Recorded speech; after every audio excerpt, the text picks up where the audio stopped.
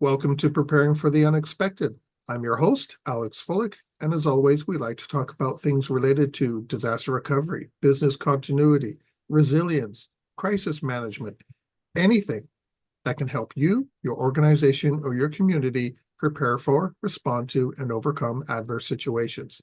If you'd like to be a guest on the show, please feel free. You can find me on LinkedIn. I am the only Alex Fullick there. I'm really easy to find, and I do respond to everything I get.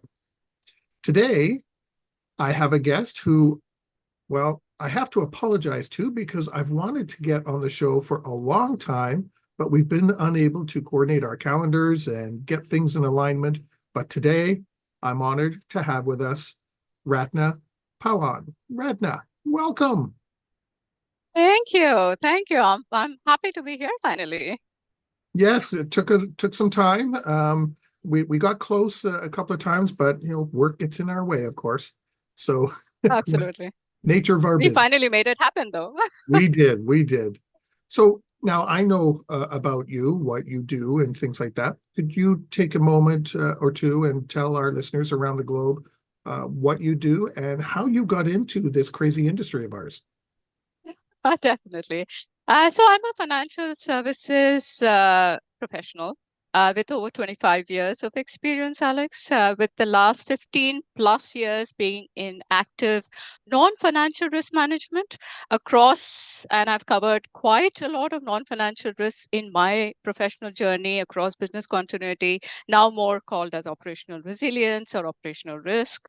Third-party risk management, insider risk, physical security, fraud risk, vetting, etc. Uh, most of my experience has been in banks, within financial services, and in India. I have moved to Canada recently last year, hopefully for the rest of my personal and professional journey in life. Um, as a person, I do believe in being actively connected within the industry I operate in. So, apart from my day job, I'm also the lead for BCI's Women in Resilience Special Interest Group, as it's called now, the co-lead for the BCI's Operational Resilience Special Interest Group. I am kind of a startup member of a women's risk group that we created back in India in 2020. I'm an active panelist, speaker, blogger, and so on and so forth. Apart from my day job, I travel with a single-minded focus of wanting to see the world before I leave it. So that's that. Back to you. Gee, you don't sound busy at all. Well, I'm No. glad to have you here. I'm glad to have you here so that we can talk today. And we are going to talk about two topics. The first being operational resilience, and the second we are going to talk about the Women in Resilience initiative that you are the lead for. So I'm looking forward to that discussion. Wonderful. So let's start with our first one, operational resilience, and let's ask the most obvious question: what is operational resilience? All right. So before I get there, Alex, I'd like to kind of share a quick disclaimer here. And the disclaimer being that my understanding of operational resilience, and I do have my take on it, which I'll come to in a bit. But my experience and exposure to operational resilience is basically financial services. So most of my responses on it will be basis my understanding of it in that industry. And probably that's not such a bad thing because financial services has been the early adopter thanks to regulatory and other Mhm. other pressures on it. So I wanted to start with that. But before we kind of go to my take on operational resilience, I'd like to share a couple of industry definitions for all of us to be on the same page here. Starting with the ISO's 22316 definition of resilience per se, which talks about the ability of any organizations to kind of absorb and adapt to the changing environment that it kind of operates in. I'm not reading it. So it will not match word to word for what it really kind of talks of. But Right. that's what ISO 22316 says. Uh, the second part, one of, the financial services regulators across the world, the most mature financial services regulators, all have their own definitions of organizational resilience, right? And operational Mhm. resilience. But what I have liked about the Canadian OSFI's definition is they are combination. Something is happening to me. The combination of operational risk and operational resilience. They are defining operational resilience as the ability of an institution to deliver operations, including critical operations through disruption. And I think the key word here being critical operations. The second piece of their definitions is an understanding by them that in spite of all the preparedness that organizations and risk professionals do, crisis incidents and events will occur, right? That Mhm. is an understanding by the regulator itself, which bodes really well for the industry as a whole, right? But how quickly are you able to identify the risk? How quickly are you able to manage your critical operations, and how well you're able to manage your critical operations? Again, the key word here being critical operations. They are not asking you to boil the ocean, they are asking you to manage, identify your critical operations, products, and services that will impact your end customer, and at least manage those. So that is OSFI, and I think most of the financial service regulators are asking you to do just that. And that is what I think personally, as an operational resilience professional myself, I have been on both sides of the table, Alex. Firstly, as a practitioner, where I actually did the first line and second line of defense roles in a lot of banks, and I kind of, my experience spans about 5 or 6 banks. And then for 4 years, I was with EY, where as a consultant, kind of helping a lot of banks uh, understand and implement pandemic preparedness and operational resilience when the first set of regulations really came out from the industry. So what I can share is that operational resilience is very simplistically said, but very complex to really go on ground and implement. But that is where the success of organizations will be, when they actually adopt operational resilience. So why should organizations be paying attention to I can say that operational in resilience? Yeah, I can say that in one sentence, to say that because they don't have a choice. But let me give you a slightly long response here. For a very long time, there has been the misconception to say that, is operation resilience just business continuity? Well done. And I would say absolutely not.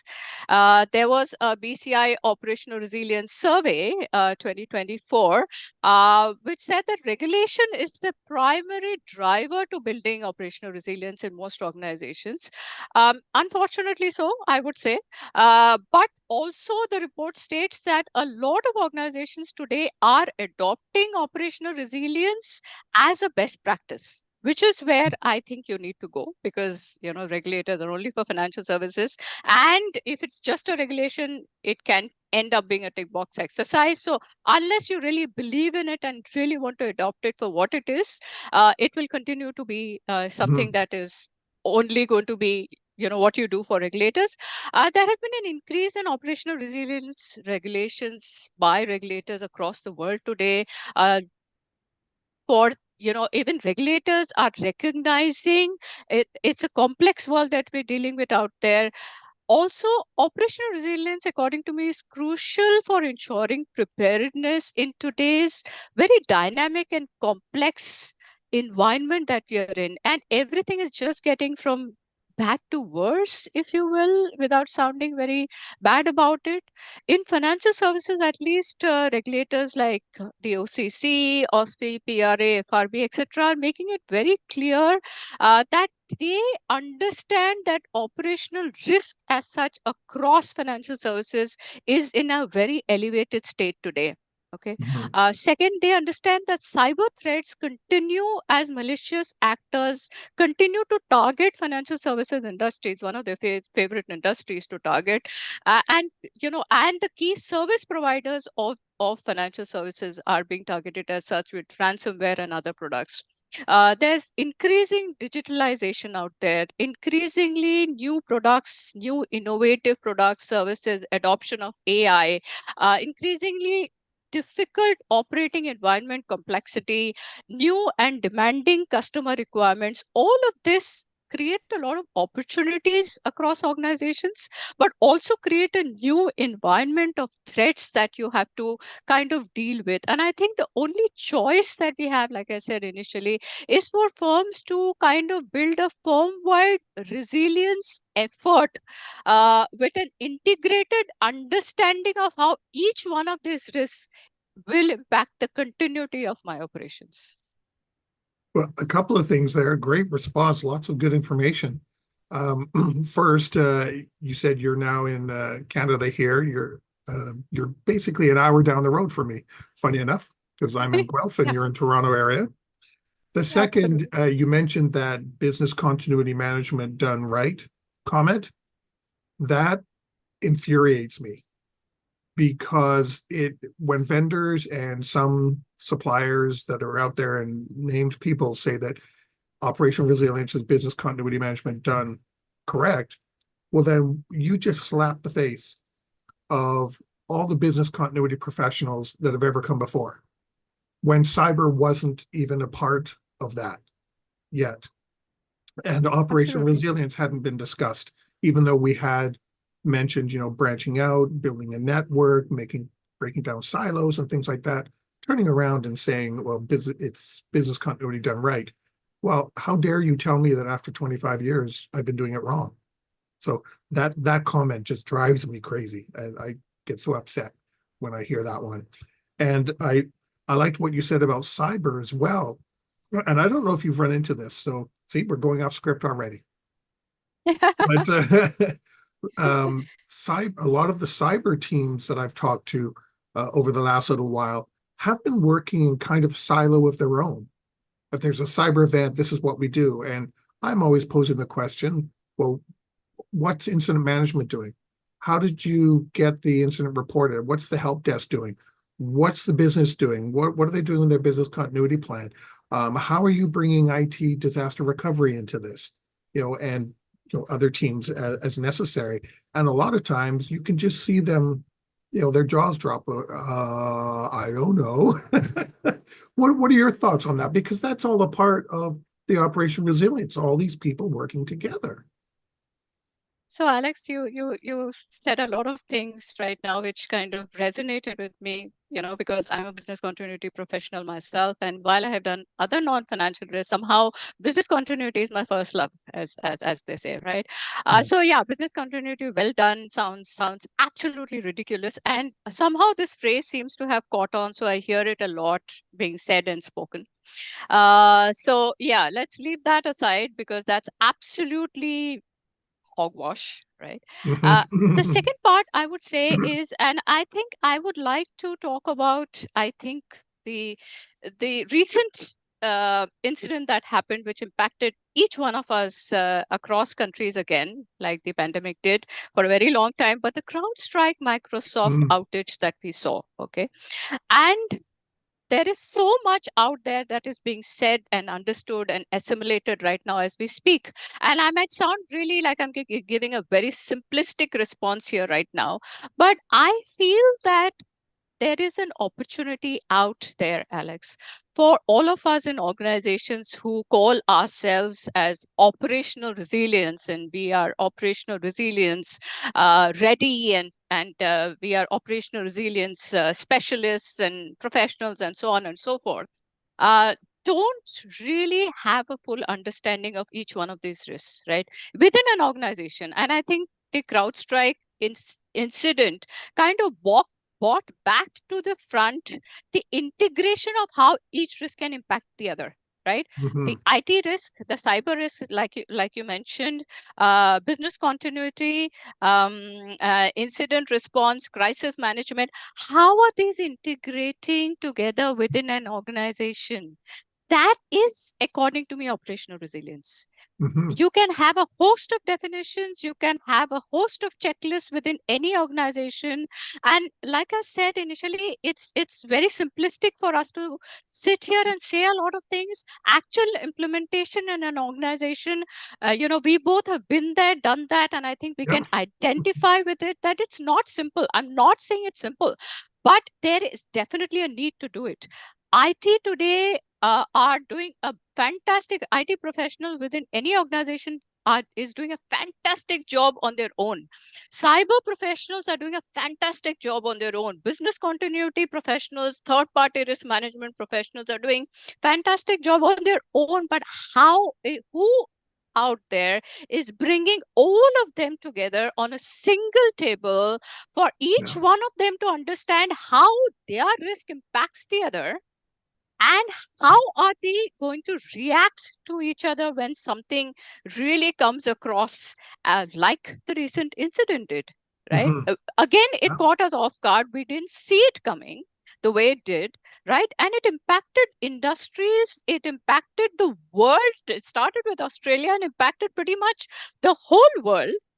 And we really see it coming? We do so much understanding of risks, of present risks, of on the horizon risk, and so on and so forth.